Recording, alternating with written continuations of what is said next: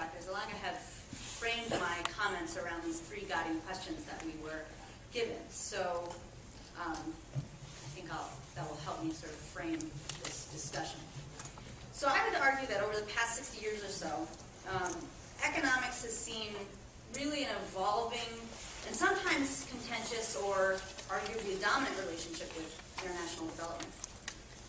Development economics, as was stated, started out largely as a field focused on economic growth. And really this focus has fractured, as I'll discuss in a moment. But we collectively have learned really one thing, which is there's no magic formula for development. We can't take on development like an economic construction project. The World Bank itself has expressed some of these views. Joseph Stiglitz, who was also already mentioned, a former chief economist at the World Bank, has stated, quote, "Today the World Bank has shifted much of its emphasis to the intangibles of knowledge, institutions, and culture in an attempt to forge a more comprehensive new development framework for our work. We want to be a knowledge bank, not just a bank of infrastructure finance."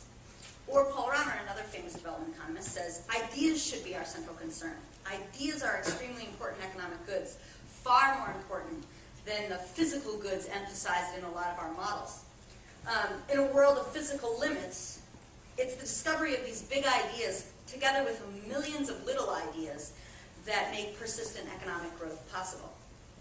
And so it's kind of fun for me to sit up here and think about what does this mean in the context of an interdisciplinary conversation.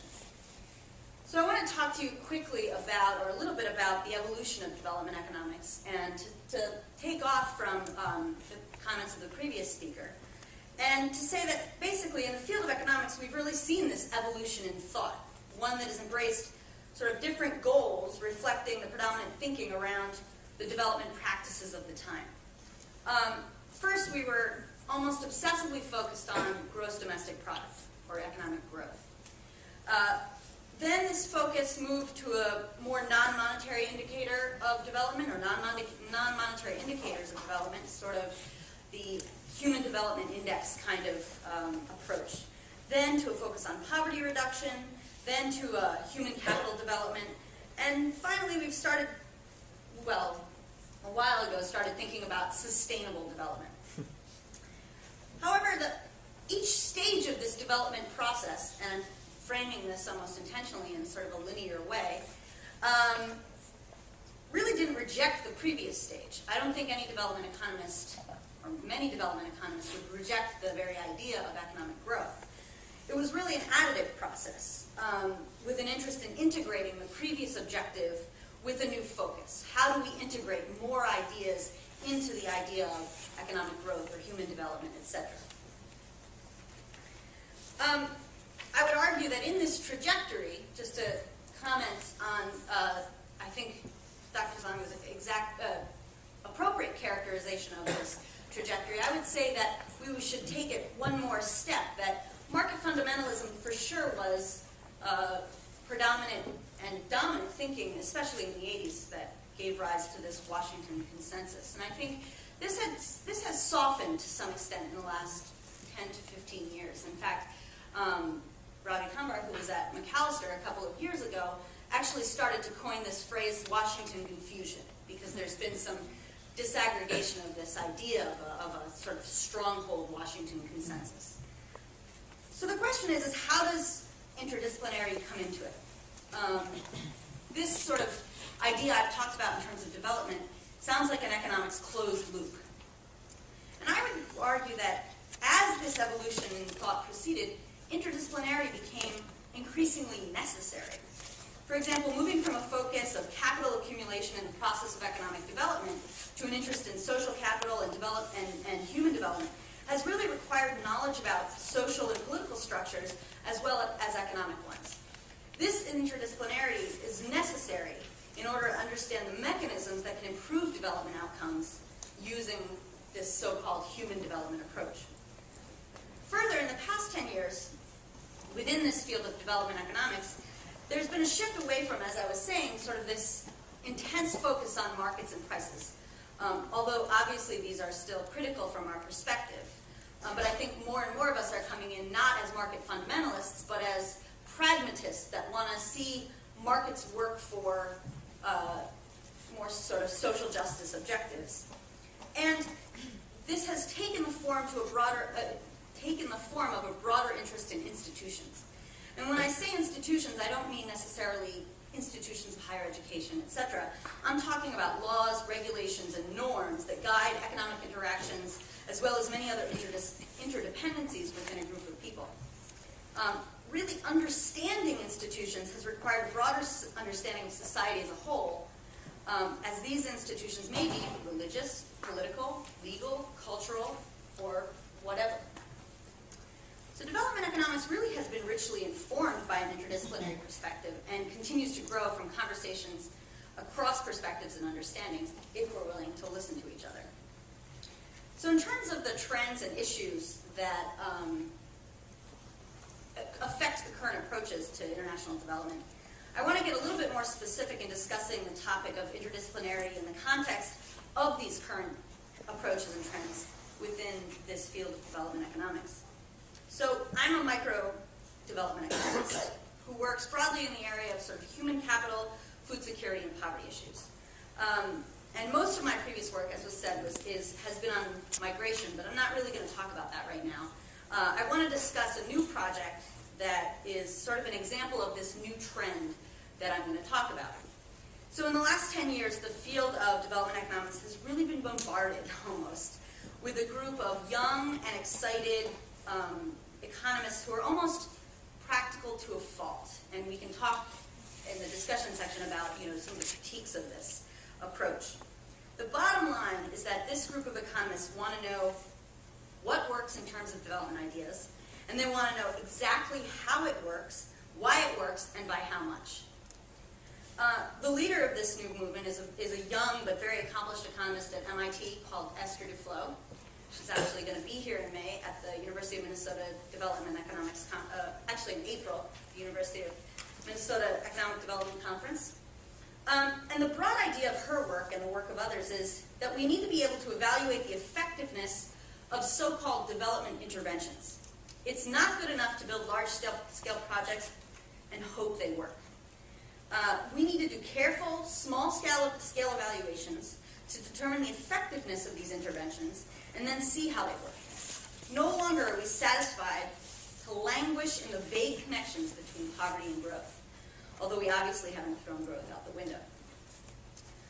From this approach, we have an amazing kind of emerging body of knowledge about small-scale interventions, about things such as how to improve human development outcomes, improve the design of credit and insurance mechanisms, how to improve health outcomes, and what works in education.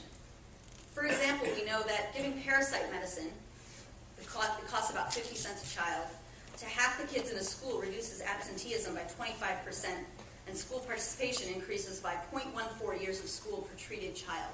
And that was an experiment done in Kenya. We know that making teachers accountable for being at school reduces teacher absenteeism in India by 20%. Previously, 44% of teachers would be given absent on any given day. And that kids in schools where teachers were accountable were 40% more likely to graduate into government schools. We know that cell phone technology in rural areas increases farmers' access to market information and links them more effectively into markets and improves basically welfare outcomes.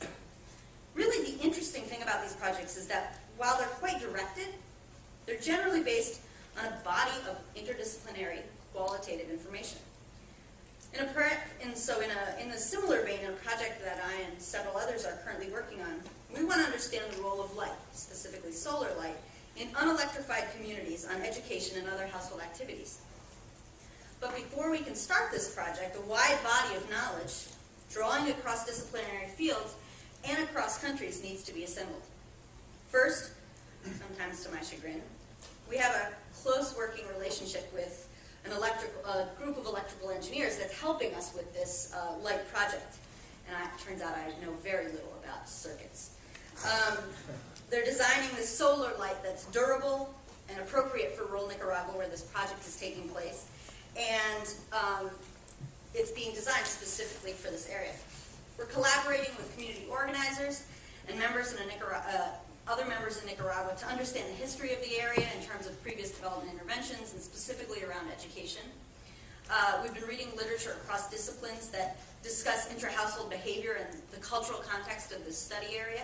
And lastly, we had a McAllister student spend 8 weeks living in these communities in 2009 to study exactly what's going on in assessing the needs of households within this community.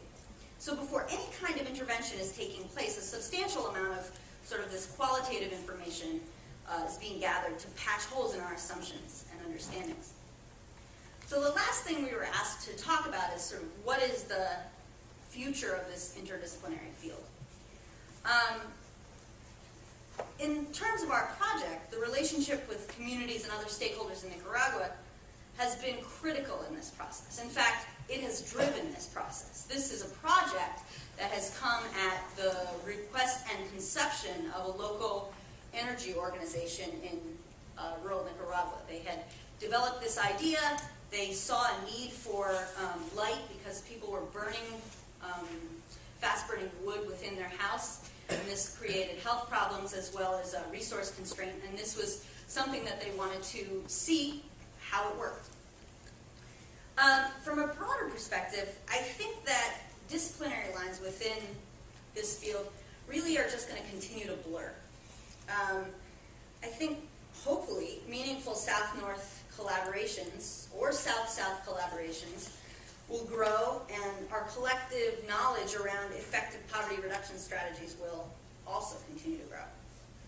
So I want to leave you with a few final thoughts. I guess I'm not sure that interdisciplinary is the way to go, not to stir the pot. And forgive my pickiness here.